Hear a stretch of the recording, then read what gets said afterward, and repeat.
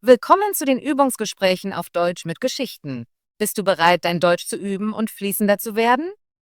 Lass uns anfangen. Es war einmal mitten im Winter, als die Schneeflocken wie Federn vom Himmel fielen. Eine Königin saß am Fenster und nähte. Der Fensterrahmen war aus schwarzem Ebenholz. Während sie nähte und hinaus in den Schnee schaute, stach sie sich mit der Nadel in den Finger, und 3 Tropfen Blut fielen auf den weißen Schnee. Das Rot sah so schön auf dem weißen Schnee aus, dass sie dachte, ich wünsche mir ein Kind, dessen Haut so weiß wie der Schnee, dessen Wangen so rot wie das Blut und dessen Haare so schwarz wie das Holz dieses Fensters sind. Bald darauf bekam sie eine kleine Tochter, die so weiß wie der Schnee, so rot wie das Blut und mit Haaren so schwarz wie Ebenholz war. Deshalb nannte man sie Schneewittchen. Traurigerweise starb die Königin, als das Kind geboren wurde. Ein Jahr später heiratete der König erneut. Seine neue Frau war schön, aber sehr stolz. Sie konnte es nicht ertragen, wenn jemand schöner war als sie. Sie hatte einen magischen Spiegel, und als sie sich vor ihn stellte und fragte, »Spiegel, Spiegel an der Wand, wer ist die Schönste im ganzen Land?« antwortete der Spiegel, »Du, o Königin, bist die Schönste im ganzen Land.« Das machte sie glücklich, denn sie wusste, dass der Spiegel die Wahrheit sagte. Mit der Zeit wuchs Schneewittchen heran und wurde immer schöner. Als sie 7 Jahre alt war, war sie so schön wie der Tag und sogar schöner als die Königin. Eines Tages, als die Königin ihren Spiegel fragte, »Spiegel, Spiegel an der Wand, wer ist die Schönste im ganzen Land?« antwortete der Spiegel, »Du bist schöner als alle hier, liebe Königin, doch Schneewittchen ist noch schöner, wie es scheint.« Die Königin war schockiert und wurde vor Neid bleich. Von diesem Moment an, wann immer sie Schneewittchen ansah, erfüllte ihr Herz sich mit Hass auf das Mädchen. Der Neid und der Stolz der Königin wurden immer stärker, und sie konnte Tag und Nacht keinen Frieden finden. Sie rief einen Jäger und befahl ihm, »Nimm das Kind in den Wald. Ich will sie nie wiedersehen. Töte sie und bring mir ihr Herz als Beweis zurück.« Der Jäger gehorchte und nahm Schneewittchen mit. Aber als er sie gerade erstechen wollte, begann sie zu weinen und sagte, »Bitte, lieber Jäger, lass mich leben. Ich werde in den Wald laufen und nie wieder zurückkommen.« Mitleid mit ihrer Schönheit fühlend, sagte der Jäger, »Lauf weg, armes Kind.« Er dachte, die wilden Tiere werden sie bald fressen, aber er fühlte sich erleichtert, da er sie nicht töten musste. Er sah ein junges Wildschwein in der Nähe und tötete es stattdessen, brachte sein Herz der Königin als Beweis, dass Schneewittchen tot war. Die Königin ließ den Koch das Herz zubereiten in dem Glauben, es sei Schneewittchens. Nun war das arme Mädchen ganz allein im weiten Wald, verängstigt. Sie betrachtete jedes Blatt an jedem Baum und wusste nicht, was sie tun sollte. Sie lief über scharfe Steine und durch Dornen, und obwohl wilde Tiere an ihr vorbeikamen, taten sie ihr nichts. Sie lief, bis ihre Füße sie nicht mehr tragen konnten, und als der Abend hereinbrach, sah sie eine kleine Hütte und ging hinein, um sich auszuruhen. Alles in der Hütte war klein, aber sehr ordentlich und sauber. Es gab einen Tisch mit einer weißen Decke, 7 kleine Teller und einen Löffel auf jedem Teller. Außerdem waren da 7 kleine Messer und Gabeln sowie 7 kleine Tassen. An der Wand standen 7 kleine Betten nebeneinander mit weißen Decken bedeckt. Schneewittchen hatte solchen Hunger und Durst, dass sie von jedem Teller ein wenig Essen nahm und aus jeder Tasse einen Schluck trank, weil sie nicht alles von nur einem nehmen wollte. Dann, Nachdem sie sehr müde war, legte sie sich auf eines der kleinen Betten. Eins war zu lang, ein anderes zu kurz, aber schließlich fand sie das 7. Bett genau richtig. Sie sprach ein Gebet und fiel in einen tiefen Schlaf. Als es dunkel wurde, kamen die Besitzer der Hütte nach Hause. Es waren 7 Zwerge, die in den Bergen nach Edelsteinen suchten. Sie zündeten ihre 7 Kerzen an, und als sie sahen, dass jemand in ihrem Zuhause gewesen war, bemerkten sie, dass alles nicht so war, wie sie es verlassen hatten. Der erste Zwerg sagte: »Wer hat in meinem Stuhl gesessen?« Der zweite Zwerg sagte: »Wer hat von meinem Teller gegessen?« Der dritte Zwerg sagte: »Wer hat mein Brot genommen?« Der vierte Zwerg sagte: »Wer hat mein Gemüse gegessen?« Der 5. Zwerg sagte: »Wer hat meine Gabel benutzt?« Der 6. Zwerg sagte: »Wer hat mit meinem Messer geschnitten?« Der 7. Zwerg sagte: »Wer hat aus meiner Tasse getrunken?« Dann schaute der erste Zwerg hinüber und sah eine kleine Delle in seinem Bett und sagte: »Wer hat in meinem Bett gelegen?« Die anderen kamen herüber, und jeder sagte: »Jemand hat auch in meinem Bett gelegen.« Aber als der 7. Zwerg sein Bett betrachtete, sah er Schneewittchen darin schlafen. Er rief die anderen, und sie kamen herein. »Oh mein Gott«, riefen sie, »was für ein schönes Kind!« Sie waren so glücklich, dass sie nicht weckten, sondern sie weiter schlafen ließen. Der 7. Zwerg wechselte sich mit jedem seiner Begleiter ab, 1 Stunde mit jedem, bis die Nacht vorüber war. Als der Morgen kam, wachte Schneewittchen auf und erschrak, als sie die 7 Zwerge sah. Aber sie waren freundlich und fragten sie nach ihrem Namen. »Mein Name ist Schneewittchen«, antwortete sie. »Wie bist du in unser Haus gekommen?« fragten die Zwerge. Sie erzählte ihnen, dass ihre Stiefmutter sie hatte töten wollen, aber der Jäger ihr das Leben geschenkt hatte und dass sie den ganzen Tag gelaufen war, bis sie ihr Zuhause gefunden hatte. Die Zwerge sagten: »Wenn du dich um unser Haus kümmerst, kochst, die Betten machst, wäschst, nähst und alles sauber hältst, kannst du bei uns bleiben und hast alles, was du brauchst.« »Ja«, sagte Schneewittchen, »das werde ich von Herzen tun.« Und sie blieb bei ihnen. Sie hielt das Haus sauber, während sie jeden Tag in die Berge gingen, um nach Gold und Kupfer zu suchen. Abends kamen sie nach Hause, und sie hatte immer ihr Abendessen bereit.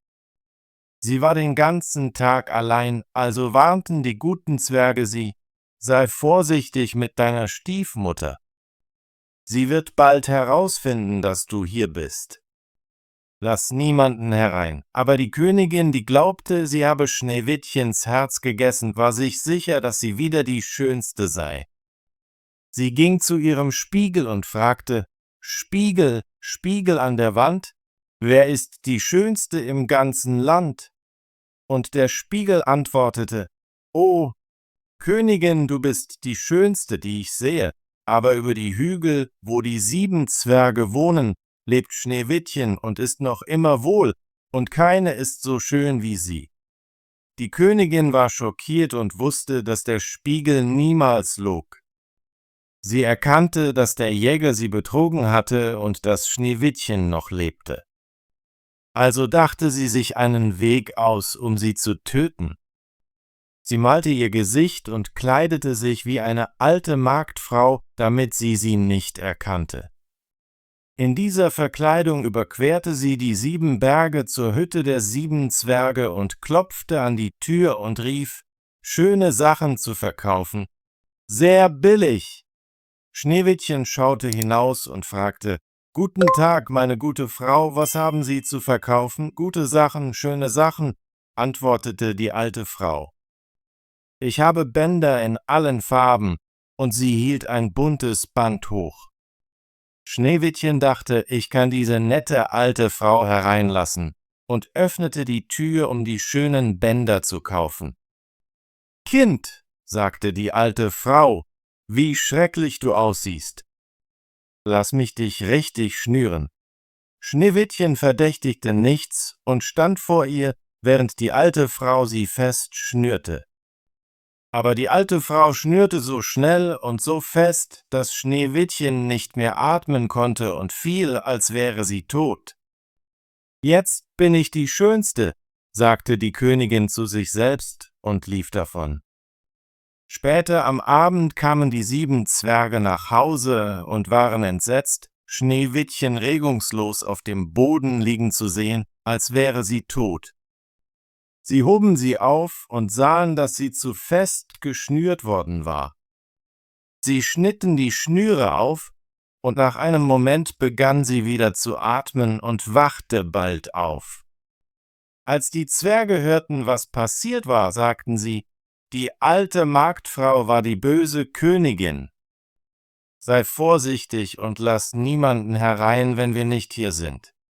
Aber die böse Frau kehrte nach Hause zurück, stellte sich vor ihren Spiegel und fragte, »Spiegel, Spiegel an der Wand, wer ist die Schönste im ganzen Land?« Er antwortete wie zuvor, »Oh, Königin, du bist die Schönste, die ich sehe, aber über die Hügel, wo die 7 Zwerge wohnen, lebt Schneewittchen und ist noch immer wohl, und keine ist so schön wie sie.« Als sie das hörte, raste ihr das Blut vor Angst ins Herz, denn sie verstand, dass Schneewittchen wieder lebte.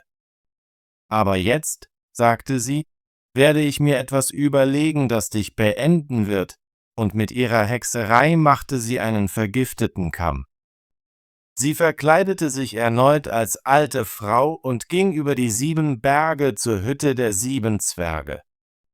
Sie klopfte an die Tür und rief, »Gute Sachen zu verkaufen, billig, billig!« Schneewittchen schaute hinaus und sagte, »Geh weg, ich kann niemanden hereinlassen, du kannst zumindest schauen«, sagte die alte Frau und hielt den vergifteten Kamm hoch.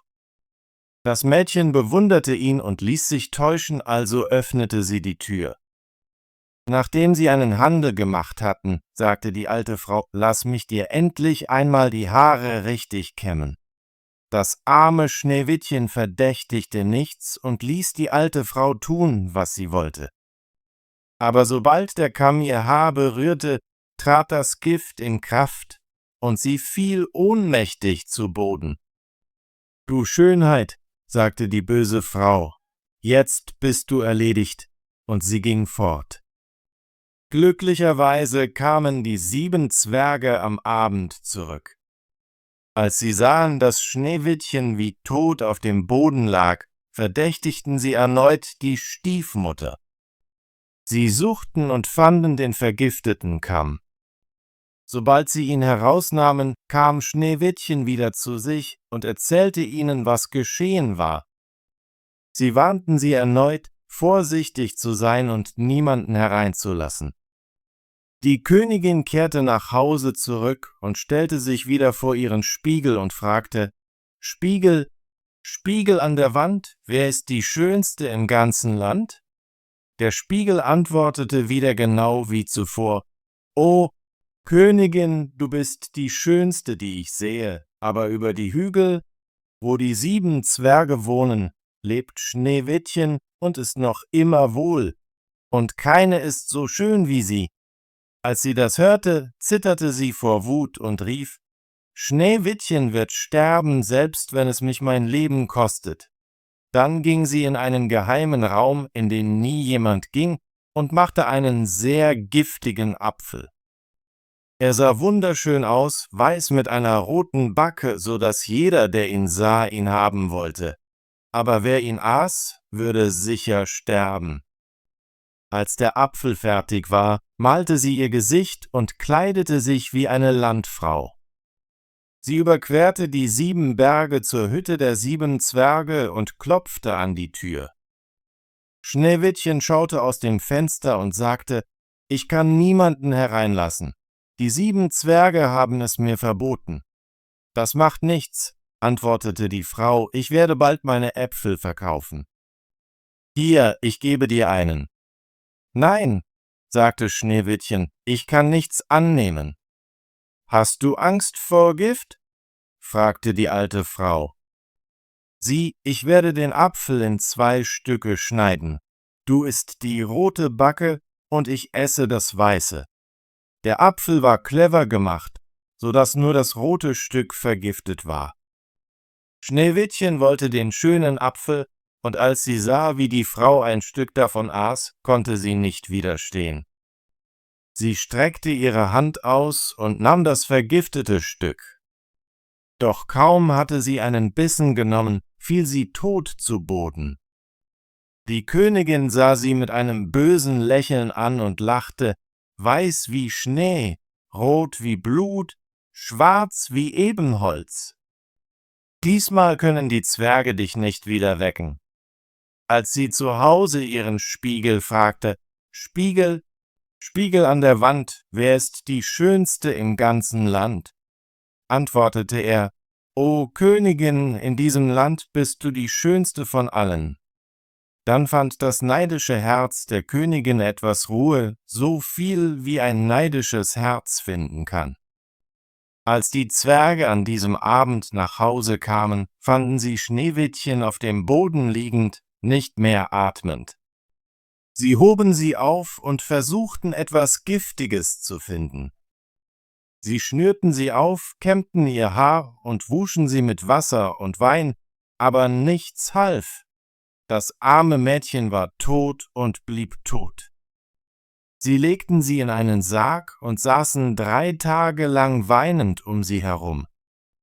Dann beschlossen sie, sie zu begraben, aber sie sah immer noch lebendig aus, ihre Wangen waren noch rosig. Sie sagten, wir können sie nicht in der dunklen Erde beerdigen, also ließen sie einen durchsichtigen Glaskasten anfertigen, damit sie von allen Seiten gesehen werden konnte.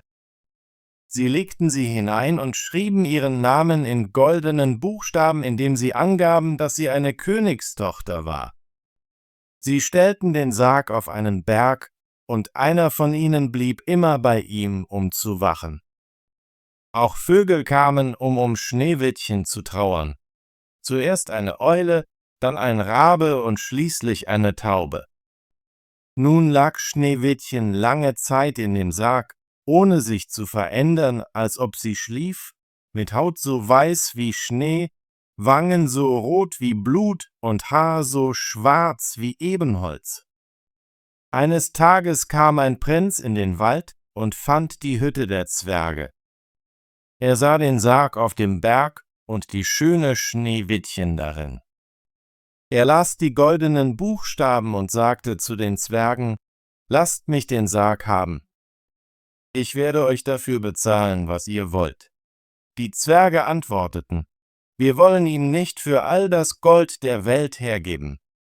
Lasst ihn mir als Geschenk, denn ich kann nicht leben, ohne Schneewittchen zu sehen. Ich werde sie ehren und als meinen wertvollsten Schatz hüten. Als sie sahen, wie sehr er sich kümmerte, hatten die guten Zwerge Mitleid mit ihm und gaben ihm den Sarg. Der Prinz ließ ihn von seinen Dienern tragen. Während sie ihn bewegten, stolperten sie über einen Baumstumpf, und durch den Stoß fiel das Stück des vergifteten Apfels, das Schneewittchen gebissen hatte, aus ihrem Hals. Bald öffnete sie die Augen, hob den Deckel des Sarges, setzte sich auf und war wieder lebendig. »Oh Himmel! Wo bin ich?« rief sie. Der Prinz, vor Freude strahlend, sagte, »Du bist bei mir«, und erzählte ihr alles, was geschehen war. »Ich liebe dich mehr als alles auf der Welt. Komm mit mir in den Palast meines Vaters. Du wirst meine Frau sein.« Schneewittchen willigte ein und ging mit ihm. Ihre Hochzeit wurde mit großer Freude und Pracht gefeiert. Aber Schneewittchens böse Stiefmutter war ebenfalls zu dem Fest eingeladen. Als sie sich in schöne Kleider kleidete und vor ihren Spiegel trat, fragte sie, »Spiegel, Spiegel an der Wand, wer ist die Schönste im ganzen Land?« Der Spiegel antwortete, »Oh, Königin, du bist die Schönste hier, Aber die junge Königin ist schöner bei weitem, das fürchte ich. Da fluchte die böse Frau und war so unglücklich, dass sie nicht wusste, was sie tun sollte. Zunächst weigerte sie sich, zur Hochzeit zu gehen, aber sie konnte keinen Frieden finden. Schließlich ging sie, um die junge Königin zu sehen. Als sie eintrat, erkannte sie Schneewittchen und blieb stehen, erfüllt von Wut und Angst, unfähig sich zu bewegen. Aber eiserne Schuhe waren bereits über dem Feuer erhitzt worden. Sie wurden mit einer Zange hereingebracht und vor ihr abgelegt. Sie wurde gezwungen, die glühend heißen Schuhe zu tragen und zu tanzen, bis sie tot zu Boden fiel. Tolle Arbeit! Möchtest du dein Deutsch üben und fließender werden? Bitte abonniere unseren Kanal und aktiviere die Benachrichtigungsglocke, damit du keine unserer kostenlosen deutschen Geschichten verpasst. Wir sehen uns im nächsten Video.